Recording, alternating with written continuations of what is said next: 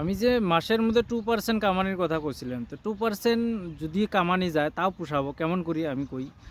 আমরা যদি $1,00,000 অ্যাকাউন্টে যদি আমরা ফান্ডেড অ্যাকাউন্ট নেই $1,00,000 এর, তো $1,00,000 মানে অলমোস্ট 90 লাখস আরকি। তো ওই অ্যাকাউন্টটা যদি নেই, নিয়ে যদি ক্যারা-ম্যারা করি, দুটো ফেজ যদি ক্লিয়ার করি, যদি ওটা আমাগরে রিয়েল অ্যাকাউন্ট হয়, ওটার মধ্যে যা প্রফিট করমু 80% আমার, 20% কোম্পানি পাবো। জি ফান্ডেড কোম্পানির নিমু আরকি farm farm account, funded account. তো ওদের মধ্যে থাকি 80% আমার যা কামামু, 20% কোম্পানির। তো 2% যদি হয় $1,00,000 তাহলে মোটামুটি $2,000, $2,000 2%, $2,000 কত হবে লিখছে? $1,80,000 আমার ইন্ডিয়ান রুপি।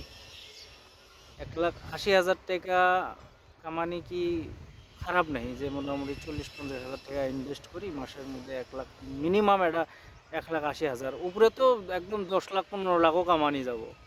ঠিক আছে, এটা মিনিমাম এটা 2% ধরছি। 2% তো সিস্টেমও চললে 2% আসেই যাব মান্থ এন্ডের মধ্যে, যদি রোলস বেসিসের মধ্যে ট্রেড করা যায়, রিস্ক টু রিওয়ার্ড ফলো করা যায়। 2% একদম মানে কোনো কথাই নাই, এটা আমি শিওর। খালি নিজের ঠিক রাহি ট্রেড করলেই হল।